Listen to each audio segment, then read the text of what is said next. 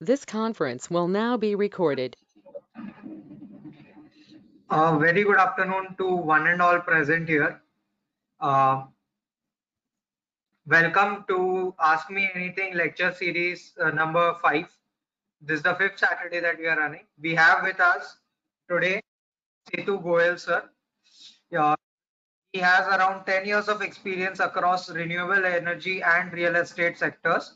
He has taken up multiple roles in form of sales, marketing, business development, impact investment, and most recently product development. He speaking, Setu has a master's in renewable energy and an MBA in the Indian School of Business. He is currently the founder and CEO of TwigHop, an online discovery platform for shared living options. Uh, Sir will now be introducing himself and TwigHop and elaborate on TwigHop. Setu sir, you can take it forward. Sure. Thank you, Param, and to the IP Curate Labs for organizing this, and thank you everybody for taking out time today to come here and be a part of this session. So yeah, essentially, so like Param said, at TwigHop we are trying to build a discovery platform for shared living spaces. Essentially, we are trying to aggregate PGs and hostels, and also build a website wherein people would be able to figure out, essentially the millennials or people at your age, people who are in colleges or young working professionals, they would be able to figure out properties in the shared living space very easily. They would be able to read ratings and reviews about those properties and make a much more informed decision about where they want to stay. So that is something that we are trying to build right now, Param. That's nice. How exactly did you stumble upon this idea? Because Yeah, so actually, I mean, it's been a very iterative process, I would say. So this is essentially, this is actually my second startup.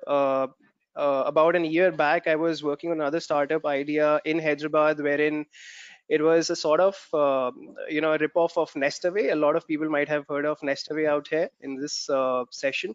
So we were building a property management company in the residential space, wherein the idea was that our customers would be NRI house owners from Hyderabad, and we would take care of their houses. We would find tenants for them. We would take care of the upkeep of those properties, maintenance of those properties, recover rents from the tenants on a regular basis, and things like that.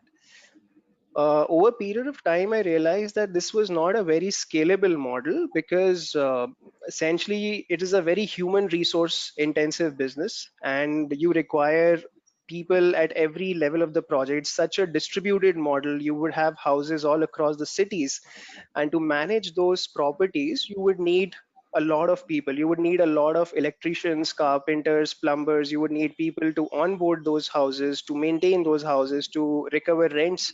So it was not very scalable. So the number of people, as they increase in your organization, your scalability sort of reduces. And if you're trying to run a startup with the intention that it becomes big one day, then you have to have a model which is scalable on its own, which grows on its own, where consumers start coming to you on their own, and it's a low maintenance model, right?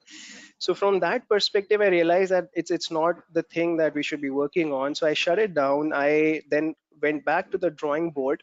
I started studying the real estate market in details. I realized that I actually first studied the co-working space. If people are not aware about the co-working space, these are office spaces wherein you can get seats, shared seats essentially. So you don't have to take up a full independent office and take care of regular housekeeping and other maintenance related issues. So I started studying that market, and I realized that in the last few years there are a lot of aggregators that have come up in the co-working space. So essentially, there are about 100 or so players across India who are offering co-working offices right now. And then there are two or three aggregators right now. If you go to their websites, you would be able to find out all these 100 co-working companies. So if you are a person who's running an organization and are looking for seats for somebody, it becomes very easy for you to just go to this website, figure out how many seats you want, what is the budget, what are the areas where you can find offices, and make a decision. Similar thing I tried to study it in the shared living market, and I realized that there are again 100 or so players in the shared living space. You have Coho, you have Zolo Stays, you have Oxford Caps. So if any millennial who's trying to look for a PG, they would have to either go to a PG on the streets, find to-let boards, or they would have to go to these individual websites, right? So now the idea is that we create a layer on top of these people so that it becomes easy for anybody who's looking for such places to stay to come and just find out these properties on one platform, and also see the ratings and reviews of these properties, so that they can make a much more informed decision. So this was basically the whole journey, in terms of reaching to this idea. That's nice. You mentioned that you started one startup in property, and then you focused on what was more important for the customers, for your That's customers. right. Right. Yeah. How exactly do you get the validation? Matlab, how do you know you're going on the right track? Right. So, for example, when we were working on the property management solution, I realized I spoke with the customers we had, and we did not have a lot of customers. We just had modest 8 to 10 customers at that point of time, and we did very detailed interviews with them, and we realized that it's not the solution that they are looking for. Essentially, the problems that they're facing is with respect to the day-to-day issues that happen when a tenant is staying, right? For example, the AC stops working, or the tenants create a ruckus in the society, things like that. So that's the challenge that people are not trying to solve, right? So the idea is that you first do an extensive market research. So that's what we did when we were trying to build this shared living platform. We spoke with a lot of PG owners. We spoke with a lot of potential tenants, or people, millennials who would opt for PGs, and try to understand what are the current problems that they're facing, right? Another thing that happened was, during the process, one of the aggregators of co-working spaces, I'm not going to be taking their name, but they invited me, their founder invited me to their office, saying that they'd like to speak with me. And, when I went there, they actually said that, we like your work, whatever you're doing, why don't you just stop that and do that for us? Right. And that was a great validation for me, because I realized if somebody that big in the real estate space, and they're already established as a co-working aggregator, if they're looking for something like this, then there's definitely merit in this. So these were the kind of validations that every entrepreneur should usually be looking for. Either somebody up in the hierarchy, somebody who's an expert in the space, if they talk about doing these things, or they talk about these gaps in the market, people should just latch on to those things and then start working on those. Thank you. Yeah. Congratulations for obtaining angel funding recently. Could you share with us the your experience as a part of a startup going for fundraising? Yeah, actually, it was pretty challenging. Just like any startup would have issues in raising the initial funding. For me, also, it was a very, very challenging experience. More so because I don't have a lot of background in the real estate space. I don't have a lot of background in the technology space, and I'm trying to build a real estate technology website, right? So it's basically the vision and the energy that I had to sell. And it's very interesting how I raised my first round, and that too from a very unexpected place. Actually, I was trying to look for a CTO co-founder for my company, and I just posted on IM jobs that this is the job description and this is what I'm seeking, and a lot of people had applied. And I was quite humbled, because these were people from Microsoft, Google, who wanted to take up this role. But then when I started speaking with all these people, uh, they had a lot of salary expectation. I mean, I definitely cannot afford paying such huge salaries to people who have 20 25 years of experience in Microsoft, Google. I would definitely not have been able to afford them. So but it just happened that one of those guys, and when I asked him, or I broke this news to him, that everything sounds great, I would love to have you, but I can't afford you. So he just mentioned that, okay, let's do one thing. Why don't we start working on the MVP that you're building, and I'll help you in whatever way possible, and I won't charge you anything for it. And once you're able to raise some funds, then we can discuss again. So that happened, and as a matter of fact, once we built that MVP, and then I started going out into the market to raise funds. And incidentally, he was the first person who invested, because he was so bought into this idea that he became our first investor as well. So that was a very interesting journey. And once you have one person who's not your family or friend, who's trusted in this company, uh, there is definitely an increased trust among other investors as well, right? So when you try and sell them that, we already have an investor in place, they tend to have much more confidence in the company that there's somebody else also betting into the system. And then that's when we started reaching out to a few other angel investors, and we were able to gain their trust. All right, that's great. Ye- The first finding the first investor is always difficult. The Correct. I get that. Uh, so you mentioned that you were going for angel funding, so you might have visited a lot of angel funds.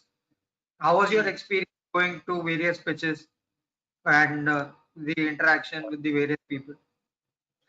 Yeah, so to be honest, when I was trying to raise funds, we were pre-revenue. We had just launched our website. We weren't getting a lot of traction. And so at that point of time, you tend to look for people who can commit some capital to you based on who you are, based on your energy and passion, like I said, and also the vision that we have about this business, right? And nothing else. I mean, you have nothing else to show in terms of the money that you can get into the table, or you just have a financial model which is essentially theoretical and it's on Excel, and you have the founder. That's about it.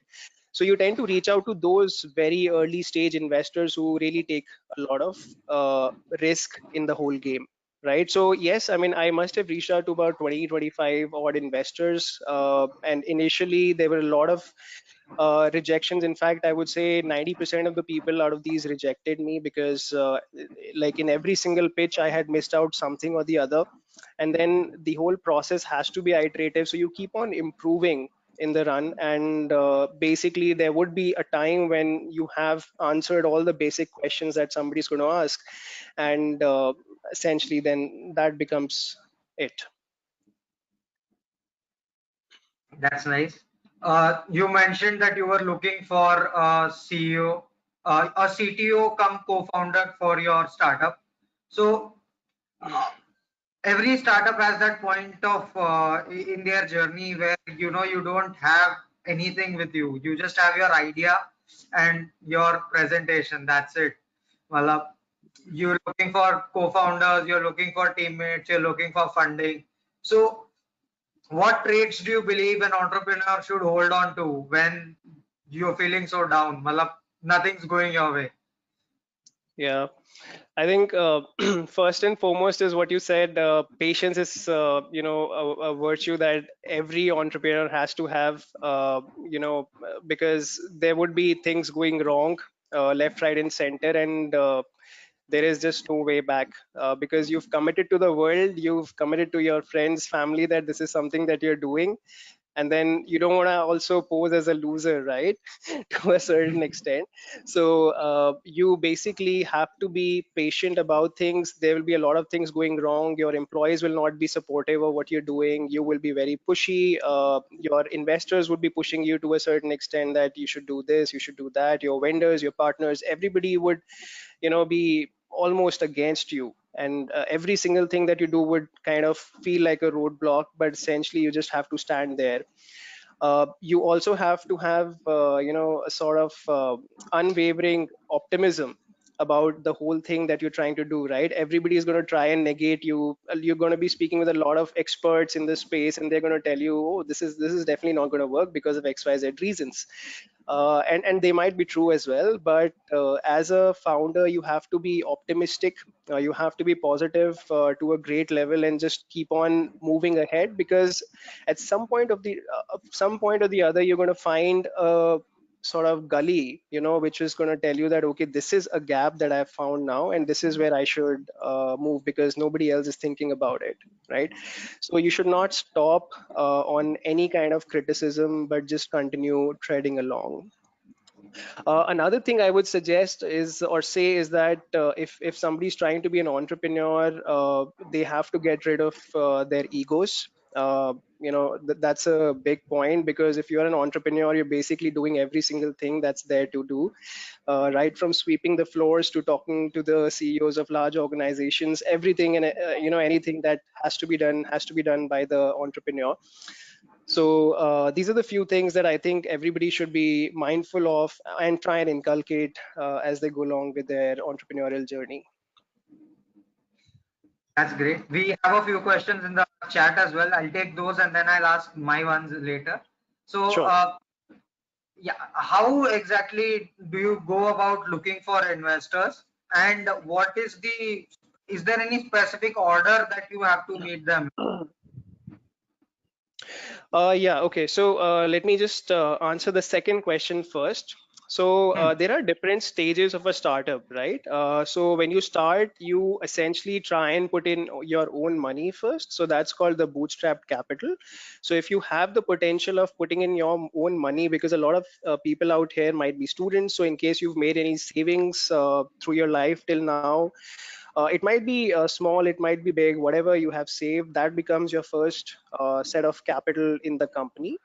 Then, of course, you should next go to your friends and family, because they are the first people who would be trusting you no matter what. So whatever, bullshit you want to do, or whatever crap you want to do in your life, they would be the ones who would sort of go by you in whatever decisions you want to make, right? So they are the first ones to trust you, and definitely people who would be by your side no matter what happens. So they become your first source of outside funds. Next is that you look for seed capital.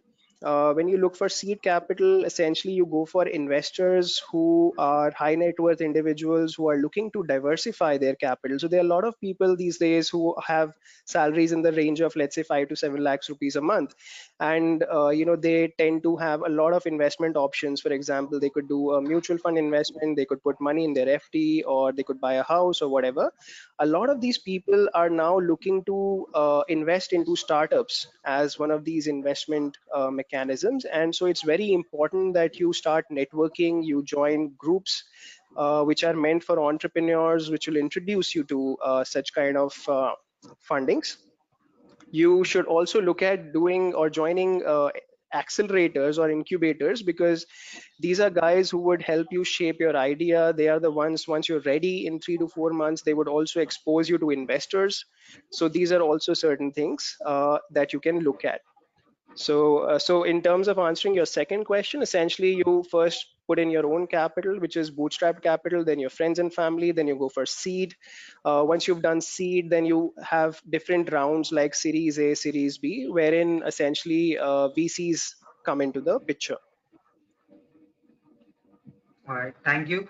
What do you mentioned you can either go for seed capital or you can go to an accelerator or an incubator. Can you just specify the pros and cons of each, and why? How should one startup choose what is beneficial for them? Right. So if you are somebody who is very clear about what you want to do, what your idea is, if you validated this idea in some manner, for example, you've gone to the market, you've done some user testing, you've already built a prototype, because a lot of you guys, I'm sure, are developers as well.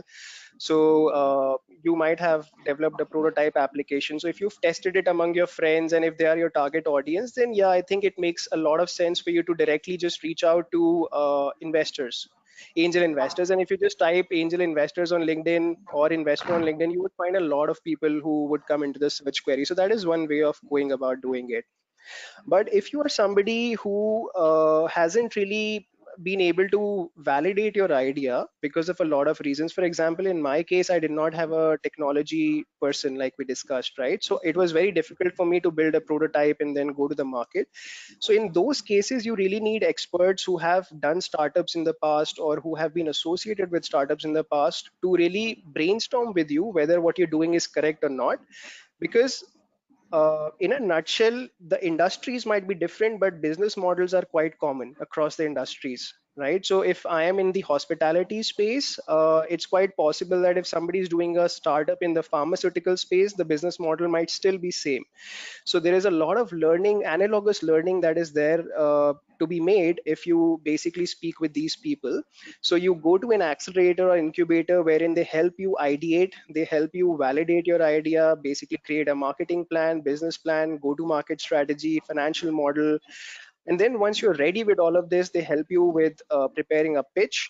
And then usually most accelerators and incubators have a pitch day or a demo day, as they call it, wherein they invite investors from their circle so that you can pitch them in a sort of Shark Tank kind of way, if you guys have seen it. And then basically you get an opportunity to also raise fund there and then. Uh, you mentioned you were when you were searching for a co-founder and CTO, you had what you wanted in mind. But apart from that, what else do you look for? If you're talking in terms of traits of the person, what are you looking for in a co-founder? Right. So that's a very good question. So one of the challenges or one of the learnings I've had from my past startup is that I had a founder who was who had very similar skill sets as mine. Okay, and that also becomes a problem at a later stage because then you have difficulties in identifying what I would do and what the other person would do. So in terms of the traits that a co-founder should have, essentially the skill set should be absolutely complementary. So if you have business skills, the other person should have tech skills, or the other person should have operational skills. And whatever skills you guys have, it should be befitting of what your business needs. Okay, so every business needs business skills, of course. If you are in an offline business, then yes, you do not necessarily need a tech resource, right?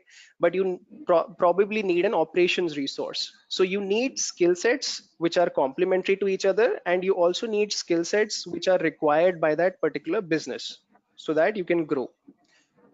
So you also need some kind of bonding with each other. So that's another problem that I faced when I was trying to find a co-founder for myself, because finding a co-founder is like finding a partner, right? You need to really understand what your bandwidth is, what your emotional state is, how you make decisions, and what's your stance while taking decisions. And this is something that you're not really able to evaluate from one interview, right? So what I would recommend is, if you're trying to evaluate somebody as your co-founder, you request them that you work on the assignment for a short-term basis so that you get to know each other on how your working style is, what's your basis of taking decisions, whether you have contradictory stances or not, because a person should not be somebody who really agrees to what you say. So this is something that I had written clearly in the CTO's job description, that I need somebody who can actually refute, who can say that what I'm saying is absolutely incorrect. This is how actually we should be looking at it. So the person should be able to bring a different point of view as well, right? So we don't need yes mans in the company, essentially. So you really need people to bring in other perspectives. And so yeah, these are certain things that people should be very careful about. You need to bring in someone who is not going to just agree to what you say and will contradict if he feels it's something's different, right? Absolutely, absolutely. Yeah. Let's go back to pitching. You mentioned some time back that was noticed by the spectator that you always missed something in every pitch. What do you suggest? What you can suggest so that we, avoid missing something? And what was that something for you? Right. So in our case, for example, this thing has to be absolutely specific to the business you are in. So in our case, for example, when we started off, people had wanted to know what would be the rate of, you know, retention in our case, for example.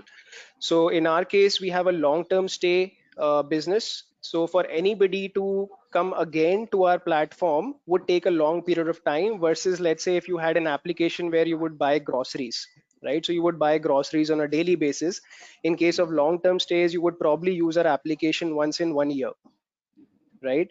So these are the kind of questions that I wasn't prepared for or I hadn't thought about really, because when investors ask that, okay, what is going to be a retention rate, what is going to be your cost of customer acquisition, for example, very basic questions that if I look back now, I feel that these are very basic questions that I should have been prepared with. But when you start doing these things, you don't really think of things in a lot of directions. So in terms of marketing, how much does it cost you to acquire a customer digitally or offline?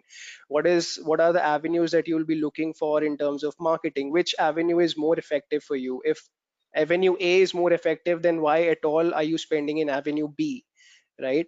What is your long-term strategy? What is your short-term strategy? What happens if you fail? What is the sensitivity analysis? Let's say, for example, right now we are in COVID times, right? So somebody could have asked if people would have been able to predict that there would be a mass pandemic. I mean, people could have asked us, what is your strategy if something like this happens? How are you going to pivot? What are you going to do? Are you going to be overnight starting to sell sanitizers, right? So things like that. Basically, what are your contingency plans? What happens if you're not able to raise funds in the next 6 months? So these are questions which are very specific to the business that you would try to pitch. But essentially, there are certain questions which, of course, would be applicable to everybody. And this is something that people would figure out only after they've done certain pitches and they have heard back from investors that what you're doing is absolutely shitty because you don't know the stuff that you're in. There would be all sorts of investors would be telling you these things, and until you actually hear all those abuses, you're not going to learn these things. So everybody has to chart their own course. Uh, if you want to invest in a startup, what would you look for? Because you mentioned that you had difficulties experiencing rejections during Yeah. your when you're going. So, Yeah. what would you look for in a startup so that you may invest in it? Right, right. So what I've noticed, what investors are looking for today is, of course, they're looking for an amazing team. And when I say amazing team, yes, the situation is that people do prefer brand names if they're associated with your tag, if you're with your profile. But having said that, if you don't have a brand name, then if you have a lot of credibility to showcase, let's say you had a senior position at one of these companies, or you've been able to run another startup in the past, or regardless of whatever you've done in the past, in this startup you're doing phenomenally well, it's showing numbers, it's showing revenue. So things like that. So what's been the traction? What's the profile of these startup founders? Do they have a comprehensive team to take it forward to from stage A to stage B? So basis wherever you are. So let's say I'm in seed stage right now. So do I have the team right now to take this company from seed stage to Series A stage? Let's say, right? How much funds am I trying to raise? Are those funds going to be enough or not? Am I asking for too much, or am I asking for too low? Right? What is they also look at industry. So which industry are you getting into? What are the chances of those industries? What are they do a SWOT analysis about that industry. Sometimes people also do a Porter's analysis about the industry to try and understand the impact of suppliers, vendors, customers, competitors. So they also do extensive analysis on the industry, and within the industry, the sector that you're in. So for example, in my case, I'm in real estate industry, and I'm in the co-living sector within the real estate industry. So they would try and understand that how the market would behave in different scenarios. So yeah, so basis that, so these are some of the factors that people would evaluate. You mentioned that an investor looks for a comprehensive team. What do you think are the required skill set of a team? If you are a startup looking to build your team, what traits do you absolutely need for your startup? So there are certain skills which become your core, and there are certain skills which can be outsourced in a company, and it completely depends on which business you are in. So if you are somebody who's trying to build a tech startup, right, so having just a business person would not be good enough for you. So you would need to have a tech team, a solid tech resource inside the company. If you're trying, similarly, if you're trying to build an operations heavy company, then you will need to have an operations resource. But there are certain functions, for example, marketing, or let's say legal or compliances, let's say, which can be outsourced in the initial phase, unless until you are actually into these sectors. So if you are building a company that's in legal technology space, then you do need to have a solid lawyer on board. If you are in the marketing technology space, then you do need to have a technology person as well as a solid marketing person on board. So completely depends on the business plan or the business idea that you are getting into. As what were your biggest obstacles in the real estate market, Malab, when you were starting? So I think the single most, the biggest obstacle that almost every startup faces is with respect to hiring. Okay, I mean, be it a very small startup or be it an established company, you just ask their management people, and they will, I think, all very much resonate with what I'm saying, that hiring has been the biggest challenge. So there are a lot of people to hire in this country, but getting the right fit has been the biggest challenge. I would just give you my example. So I was trying, when when I had founded this company for a period of 6 months, I was the single person in the company, and I was trying to get a intern hired, and I had posted on Internshala and some of these other platforms. It took me at least 20-25 interviews to actually hire one intern, because people, everybody today is absolutely picky about what they want to do, which is great. They're not, they're kind of rigid, or they want certain kind of experience. And when you're young, when you're a single person company, it basically feels or gives a feel to that person that you're running it more like a project and not a company, right? So when that happens, it becomes very, very difficult for you to hire one person. But and in terms of senior management, it actually took me one whole year to convince one person to join us in a senior management team. One full year of coaxing it took me to basically convince them that this is what I want to do and this is how we're doing it. And so it takes a long period of time. Like I said, you need a lot of patience. But once these initial people join, you basically turn this project into a company, and then your journey ahead in terms of hiring tends to become easier. You mentioned that building up a startup is not a steady task. So Yeah. once you had your co-founder and your teammates, how did you manage to make them stay for a long period? In terms of the person that we have in the senior management, so basically it took us 1 year to get him on board. And after that, there has been so much at stake for that person that it's difficult for that person to get out, right? And I think he too is on this call, and he would resonate with what I'm saying right now.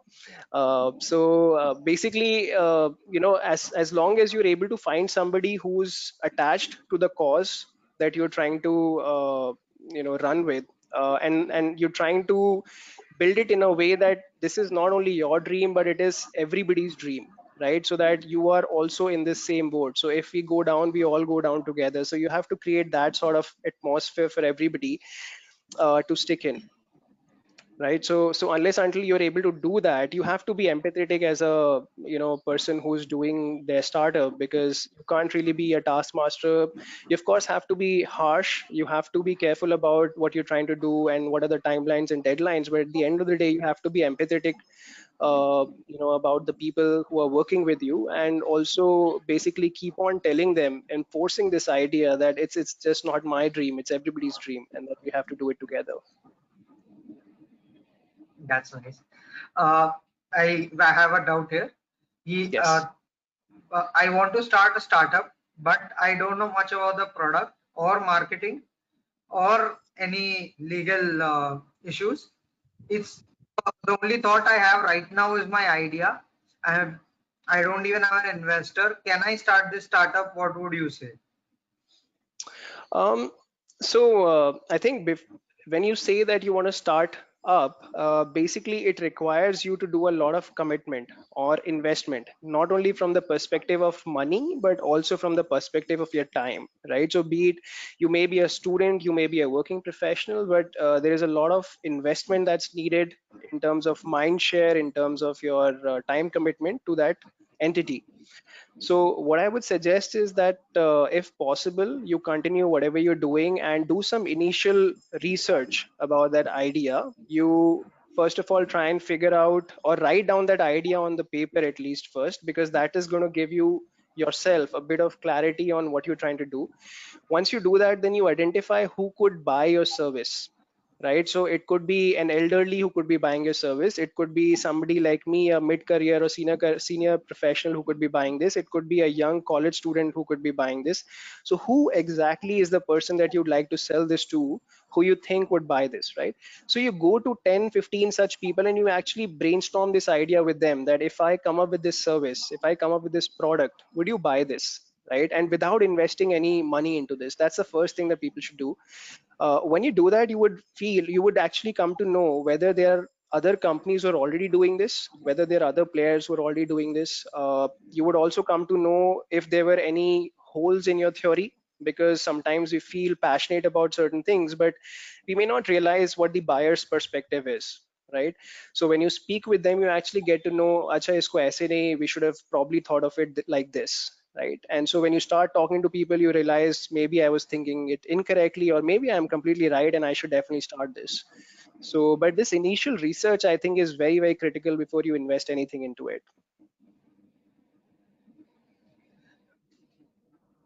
Any specific advice you would like to say to the startups present here during this pandemic? So, one thing I would like to say is that definitely it's a time wherein we have a lot of uncertainty. We don't know when the markets would revive. We don't know how it's going to, change the consumerism that was there in pre-COVID times, how people are going to react. Are people going to get back to their same old buying behaviors, or are they going to completely change it to digital, right? But I think it gives all of us a great space wherein we should reflect that we've got this opportunity now, and we should consider this problem as an opportunity, that what should we do to still be able to reach out to our customers. Have our services become completely redundant, that the customers do not need them anymore, or is this more of a short term thing, and that 2 months down the line, once situation improves, people will start getting back to it? Or we should completely pivot and do something else. Like I said, a lot of these companies have started selling hand sanitizers or masks. Maruti has started making ventilators now, right? Because the car sales had dipped down. So is this something that we should explore doing, or we should just continue along with this path? I know a lot of companies who are actually in the hiring mode right now, because this has become more of an employer's market. There are a lot of people who have lost their jobs during this phase. So this is a great time for people to figure out co-founders or add new people to your team. This is a great time for you to actually work on different innovative business models, basically study what the larger companies are doing, and then see if it works in your field or not. This is also a great time to basically see, like, if it's a short term thing, uh, can I just do, basically it gives you a lot of time to research also at this point of time, right? So a lot of companies have gone bust, so you have also come to a level playing field in a lot of different businesses, right? So when you in certain fields where you realize that there are a lot of monopolies now happening, there are just one or two big companies, they have basically been set back by at least 2 to 3 years now because of this COVID, right? So in case you are trying to get into those kind of fields, it is also a great time for you to enter.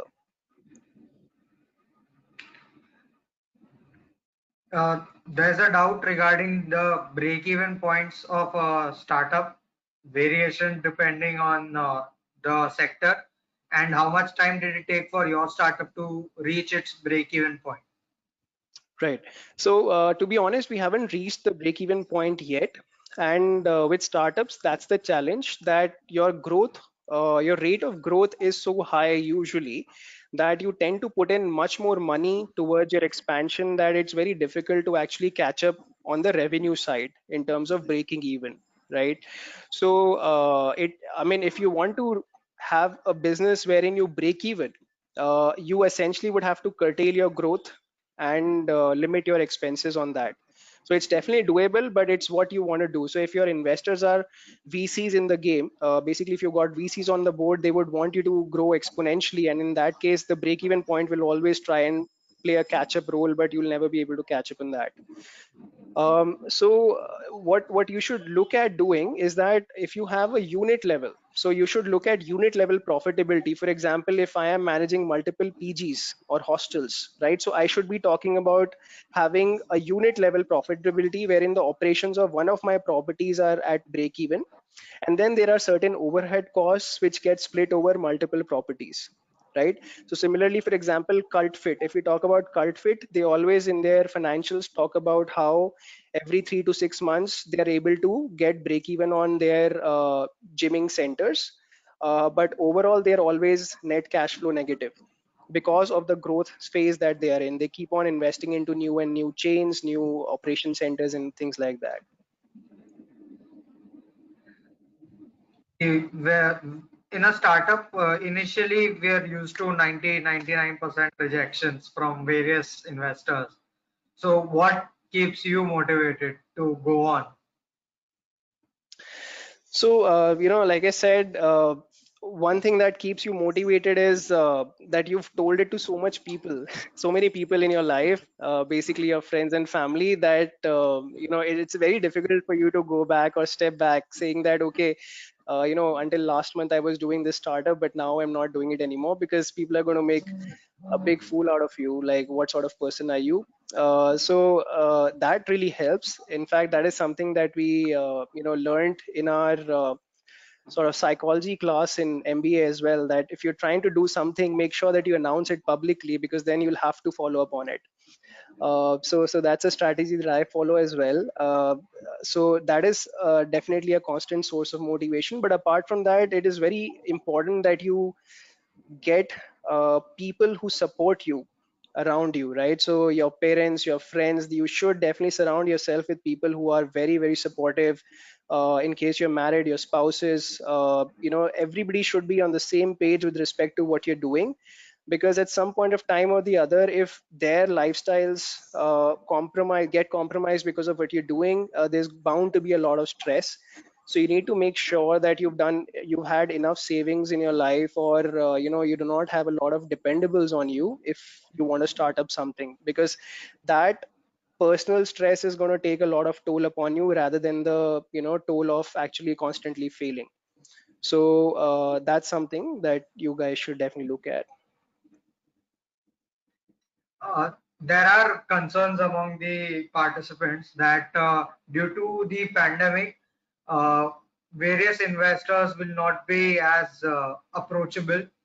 So, what do you think the virtual platforms that we should use to connect to investors? So, to the contrary, actually, I've seen a lot of response. In fact, I've been seeing increased response from investors during this time. There are a lot of people who are ready to invest at this point of time. In terms of mutual funds, the markets are down, and so people are really seeing investing in startups also as another great opportunity. And increasingly so, because, like I said, there are a lot of industries wherein companies have gone bust, and that has left a lot of vacuum. So if you are in those kind of industries at this point of time, it makes a lot of sense for investors to invest into you, because you will be able to capture on whatever customers they have, whatever partnerships they have, because they have suddenly left a lot of vacuum in this space. At the same time, if you are in a business which can grow digitally without having a lot of operations, or manpower based resources in the back end, then again, this is something that investors are very interested in. For example, I was just reading about this recently, a tech enabled AI based dating platform. Okay. So I was reading about their statistics, and they have in fact grown their subscriber base during this COVID times, and they have been able to raise $1 million just last week. Okay, so what I'm seeing is that there are different industries who've seen growth during these times because people are just at homes, right? So their purchasing patterns, purchasing behaviors have changed significantly. So you should basically brainstorm amongst yourselves and think about those ideas wherein you can work, where you feel that now people would actually be taking more of those things. In terms of platforms, I think you should definitely consider exploring LinkedIn. It's the best resource. You can also try and reach out to certain companies like startup lanes. For example, you should start exploring accelerators. Definitely, this is a great time to get into an accelerator because right now, since there is not a lot of purchase happening in the market, you might as well go back to your drawing board, do your homework, do your research, figure out what business plan should we launch with. And by the time it's next 2 to 3 months, hopefully the markets would have revived, and you would be in a good position to launch your business. All right. I guess we are done with today's question, sir. Thank you very much for the wonderful session.